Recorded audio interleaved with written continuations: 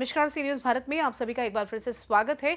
UP bulletin में इस bulletin में बात करेंगे बलिया की, जहां पर छात्रा के साथ नशीला पदार्थ खिलाकर बलात्कार करने का मामला आया सामने। आगे बात होगी जौनपुर की, जहां द मर्सी क्लब के प्रांतीय चेयरमैन एजाज अहमद हाशमी ने भव्य इफ्तार पार्टी का किया आयोजन। इन तमाम खबरों पर करेंगे विस्तार से चर्चा। जनपद में सकुशल संपन्न हुई अलविदा की नमाज। रोजेदारों और नागरिकों ने मस्जिदों में पढ़ी अलविदा की नमाज। नमाज से पहले जाना एक दूसरे का हाल चाल, फिर पढ़ी नमाज। शहर से लेकर ग्रामीण क्षेत्रों में है सुरक्षा के व्यापक इंतजाम। अलविदा की नमाज के बाद शहरी इमाम का बयान सकुशल। अलविदा की नमाज हुई संपन्न। हम लोगों ने देश और आवाम के लिए मांगी दुआ। 30 मार्च को चांद देखने का प्रयास किया जाएगा और अगर 30 मार्च को चांद दिखता है तो 31 को ईद मनाई जाएगी और नहीं तो फिर 1 अप्रैल को ईद मनाई जाएगी। बिस्मिल्लाहिर्रहमानिर्रहीम। सुबहानल्लाह व बिहम्दिही सुबहानल्लाहिल अज़ीम। अल्हम्दुलिल्लाह सुम्मा अल्हम्दुलिल्लाह। आज हम मुसलमानान शहर फैज़ाबाद अयोध्या ने जुमातुल विदा यानी रमज़ान शरीफ का आखिरी जुमा पढ़कर अभी अभी फारिग हुए हैं। अल्हम्दुलिल्लाह, बड़ी खुशी और मसरत की बात है। हम लोगों ने दिल खोल कर अपने रब की बारगाह में इबादत किया, दुआएं किया, इस्तिग़फ़ार किया और एक दूसरे को मुबारकबाद पेश किया, बधाइयाँ दिया।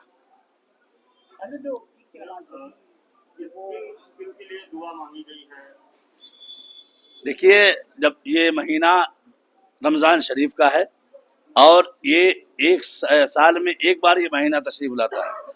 इस महीने में सुबह शाम रात हो, दिन हो, सुबह हो, दोपहर हो, हर वक्त मुसलमान हमेशा दुआ में रहता है, इस्तिग़फ़ार करता है।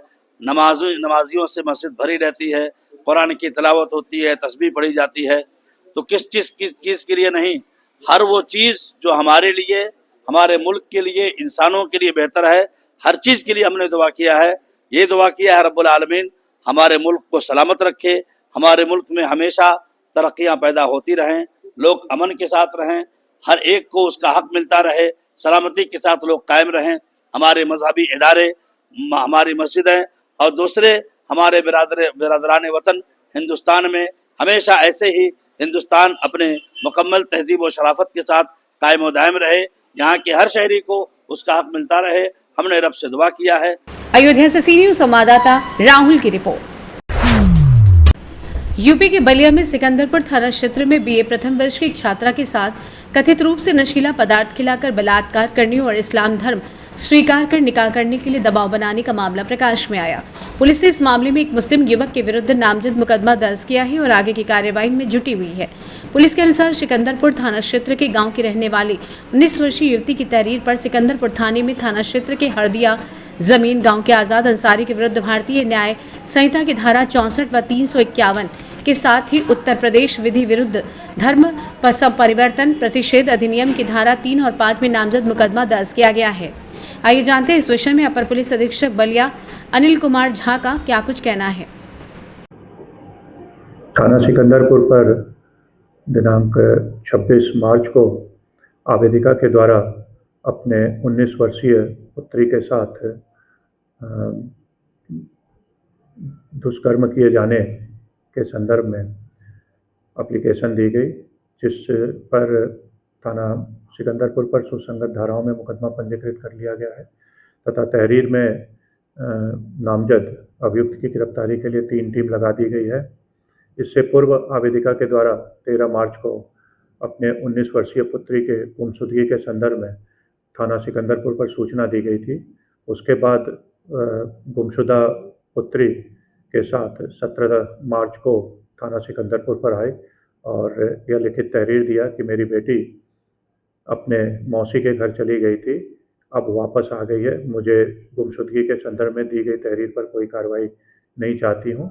उसके पश्चात उन्होंने पुनः एक तहरीर दी जिस पर मुकदमा पंजीकृत कर लिया गया, कार्रवाई की।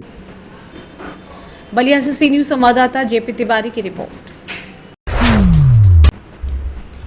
प्रदेश के पूर्व खाद्य एवं रसद राज्य मंत्री रणवेंद्र प्रताप सिंह और धुन्नी सिंह ने अपने आवास पर पत्रकारों से वार्ता करते हुए कहा कि योगी सरकार के 8 साल उपलब्धियों से भरे रहे हैं। सरकार ने विभिन्न विभागों में बिना किसी भेदभाव अथवा बिना भ्रष्टाचार पात्र अभ्यर्थियों को नियुक्तियां दी। सरकार ने प्रदेश से गुंडाराज पूरी तरीके से समाप्त कर दिया है। आने वाले 2027 में भी भाजपा सरकार बनाएगी। एक सवाल के जवाब में पूर्व मंत्री ने कहा कि पहले अपराधी उत्तर प्रदेश में खुलेआम घूमते थे, आम आदमी को आतंकित करते थे, लेकिन योगी आदित्यनाथ की सरकार में गुंडे या तो जेल में हैं या तो दुनिया से चले गए हैं। आइए जानते हैं इस विषय में पूर्व राज्य मंत्री रणवेंद्र प्रताप सिंह का क्या कुछ कहना था। हम बताएं, देखते आप राज्य मंत्री रह चुके हैं। मैं समझता हूं कि माननीय मुख्यमंत्री जी ने जो एक सबसे बड़ा भ्रष्टाचार होता था नौकरियों में, चाहे वो प्राइमरी के मास्टर की नियुक्ति रही हो, चाहे पुलिस की नियुक्ति रही हो, या ग्राम सेवक की रही हो, या सेक्रेटरी की रही हो, इस तरह की सारी नौकरियों में पहले रेट चलता था 20 लाख, 30 लाख, 25 लाख, 12 लाख, इस तरह से नौकरियां मिलती थी। लेकिन माननीय मुख्यमंत्री श्री योगी आदित्यनाथ जी के शासन में लगभग 7.5 लाख नौकरियां बच्चों को दी गई हैं, और उन्हीं बच्चों को ये नौकरियां मिली हैं जो बच्चा पढ़ के आया है, कंपटीशन ज्वाइन करके आया है, और अपनी योग्यता से उसने प्राइमरी का मास्टर भी वो बना, और सेक्रेटरी का मास्टर भी वो बना, और सेक्रेटरी भी बने, लेखपाल भी बने, और सिपाही की जो भर्ती हुई हैं वो सारी अपनी योग्यता और क्षमता से ही वो चुने गए हैं। आज कोई नहीं कह सकता है कि मुझे फला मंत्री ने भर्ती कराया, या फला विधायक ने किया, या फला को हमने इतने लाख रुपया देके ज्वाइनिंग ली है। ये उपलब्धि सबसे बड़ी योगी आदित्यनाथ की थी, जो आज बच्चों का टैलेंट के हिसाब से उनको कार्य मिला है। इसके लिए मुख्यमंत्री जी को बधाई देना चाहेंगे। पहले कभी 4-5 जिलों में फरक्काबाद, इटावा, कन्नौज, मैनपुरी में ही सर्विस का अंबार लगता था, लेकिन अगर आज देखें तो आपके हर गांव से 1-2 बच्चा पुलिस में भर्ती हुआ होगा, या प्राइमरी का टीचर बना होगा, लेखपाल हुआ होगा, सेक्रेटरी बने होंगे। आज कोई ऐसा मजरा नहीं है जहां से कोई ना कोई एक बच्चा चुन के सरकारी नौकरी में न गया हो। इसके लिए मुख्यमंत्री श्री योगी आदित्यनाथ जी को बधाई देते हैं और धन्यवाद देते हैं कि उन्होंने आज बच्चों के टैलेंट को देखा और उनके अनुरूप उनको कार्य दिया। सुशासन के 8 साल पूरे हुए हैं, पार्टी के अंदर अंतर कलह ज़्यादातर चल रही है। ऐसा है कि जब कोई बड़ा परिवार होता है तो भीतरी कुछ ना कुछ बात होती रहती है, लेकिन परिवार होता है। जब कोई दुश्मन से लड़ना होता है, विरोधी से लड़ना होता है, तो सारा परिवार एक होकर लड़ता है, और वो सारा परिवार एक है, कोई कहीं किसी तरह की कोई बात नहीं है। अभी जैसा हमको जानकारी मिली है कि जिलाध्यक्ष मुखलाल पाल जी ने जिले के कई नेताओं पर कुछ आरोप लगाए हैं, इसके बारे में आप क्या कहना चाहते हैं? इसके बारे में मैं तो एक तो सुना नहीं हूँ, क्या मुखलाल जी ने कहा है, कैसा कहा है, मुझे पता नहीं है। और जो भी हो, अगर कुछ बात उन्होंने कही होगी तो पार्टी के हाईकमान देखेंगे और उसमें अपने तरीके का वो निर्णय लेंगे। ये 3 दिन का जो कार्यक्रम था सुशासन का जी, इस पर क्या उपलब्धि रही सर? 3 दिन का जो था वो प्रदेश की जनता को याद दिलाना था, उनको बताना था कि 8 साल के शासनकाल में कानून व्यवस्था की क्या स्थिति थी। एक ज़माना था कि यही पुलिस गाँवों में जाती तो मार खाती थी, आज यही पुलिस जो बदमाश थे, गुंडे थे, आज उनको पकड़ इनकाउंटर भी किया जाता, मारा भी जाता, जेल भी भेजा जाता है।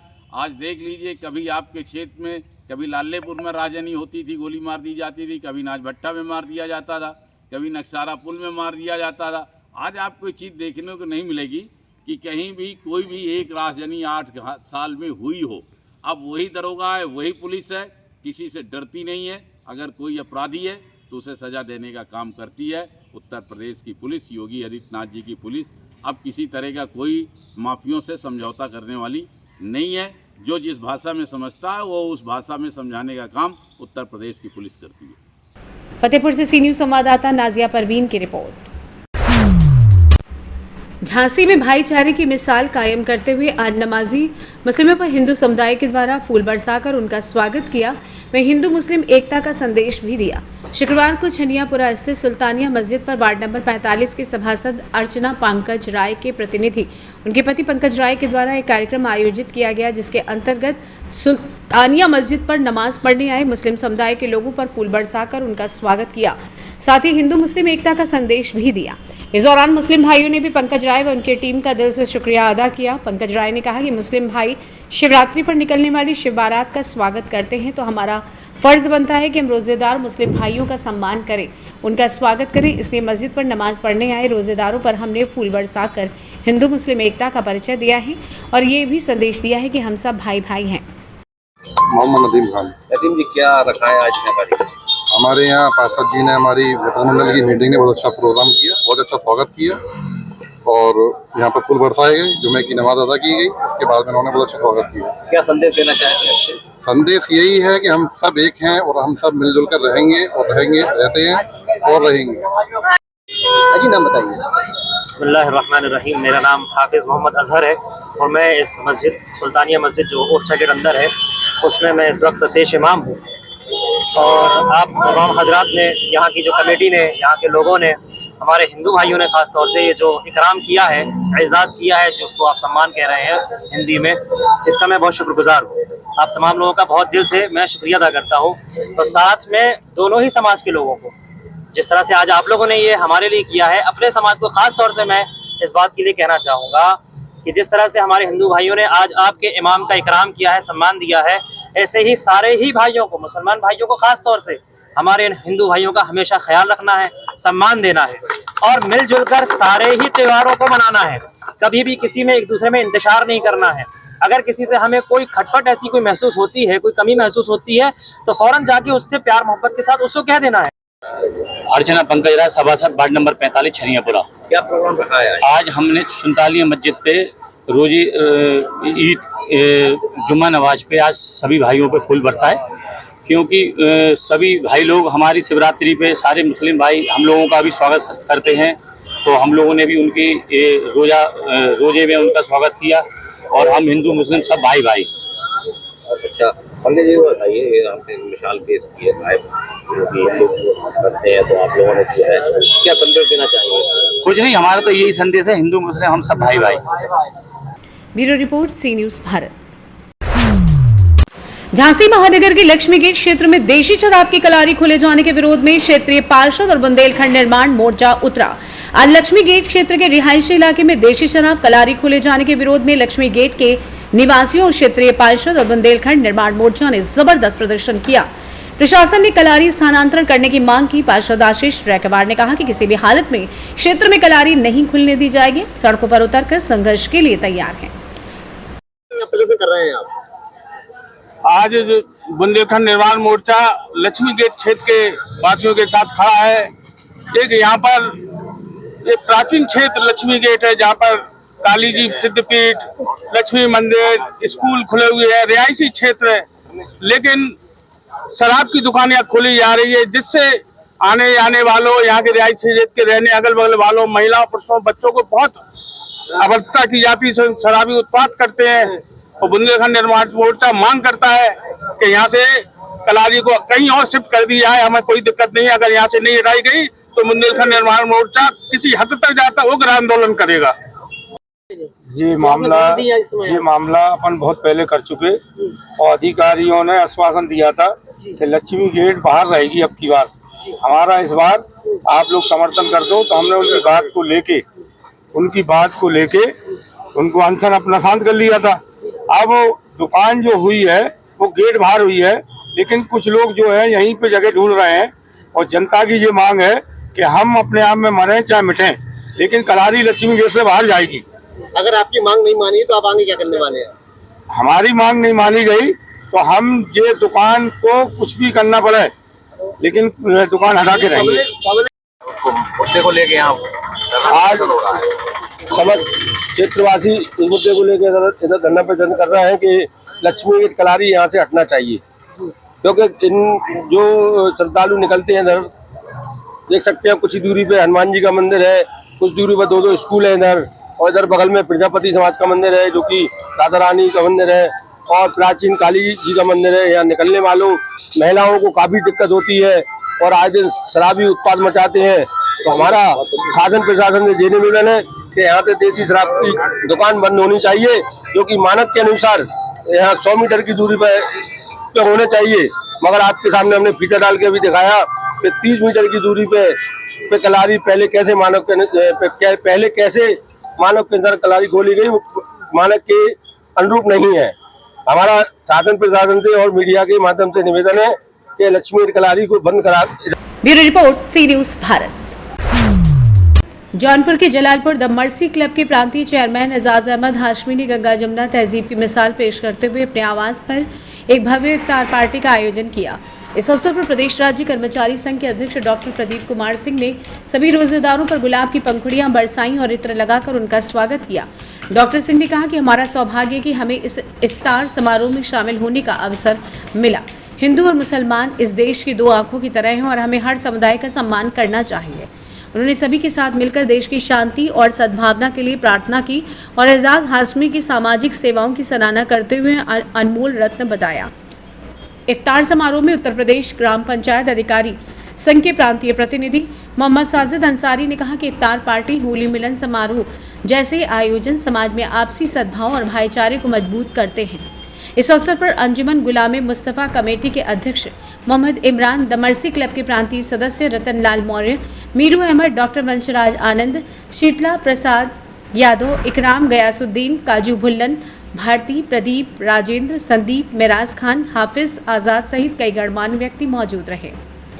एजाज हाशमी साहब जो द मर्सी क्लब चलाते हैं, एक लोकप्रिय यहाँ क्षेत्र के साथी हैं, इनका निमंत्रण मिला कि डॉक्टर साहब आप हमारे यहाँ आइए और आज 26वां रोज़ा है और बहुत ही पवित्र दिन है, आप हमारे यहाँ आइए शाम को इस पार्टी में शामिल हुई। तो इसके तहत हम आएंगे और हमने सभी को शुभकामनाएँ दी हैं आने वाले पर्व की, जो संभवतः 31 तारीख को पड़ा ईद उल फितर, और ये भाईचारे, शांति और प्यार का पर्व होता है। अभी हम लोग होली की गुजिया की मिठास भूले नहीं है, ये हमारी ईद की सवैयों का नंबर आ गया है और यही हमारी गंगा जमनी तहजीब की रही हमेशा से, उसी के तहत हम लोग बैठे हुए हैं एक साथ। प्रदीप कुमार सिंह भी मौजूद रहे, तो बड़ा अच्छा लगा कि इस जहाँ पे आज इतनी हर जगह पे जातिवादिता और धर्म की बातें छिड़ी हुई हैं, ऐसे माहौल में भी लोग आज इकट्ठा हो रहे हैं, बातें कर रहे हैं एकता की, अपनेपन की और एक होने की। हम सब एक हैं कि गाथा गा रहे हैं, बड़ा अच्छा लग रहा है।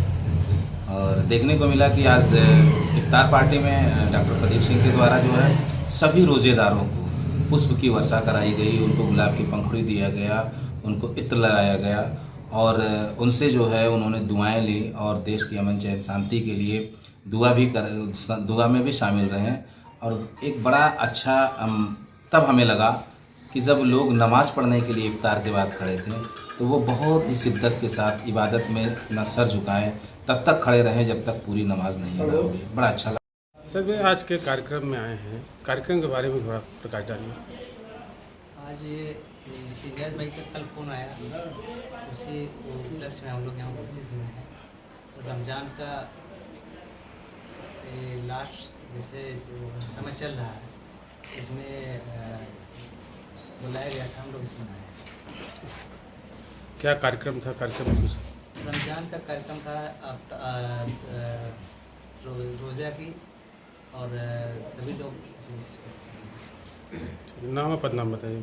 मोहम्मद साजिद अंसारी, ग्राम पंचायत अधिकारी और पानी पदनी। जौनपुर से सी न्यूज़ संवाददाता गुलजार अली की रिपोर्ट। प्रयागराज में आज रमजान के आखिरी जुमे की नमाज बड़े ही अकीदत के साथ अदा की गई, जहां जिला प्रशासन सुरक्षा व्यवस्था के मद्देनजर लोगों को एक दूसरे के साथ मिलकर त्योहार मनाने की अपील कर रहा है। तो दूसरी ओर ईद पर्व पर संगम समाज सेवा समिति के संचालक एवं जीवन दीप हॉस्पिटल के संचालक डॉक्टर गुलाम मुस्तफ़ा उर्फ लाल मियां के द्वारा गरीब परिवार के साथ त्योहार की जरूरत की चीजें जैसे चीनी, घी, कपड़े देकर खुशी मनाई और ईद पर्व की बधाई दी। प्रयागराज से सी न्यूज़ संवाददाता मंगला प्रसाद पटेल की रिपोर्ट। फिलहाल के लिए इस खास बुलेटिन में बस इतना ही। देश दुनिया की तमाम बड़ी खबरों को जानने के लिए जुड़े रहिए सी न्यूज़ भारत के साथ। हर खबर आपके साथ, आपके हाथ।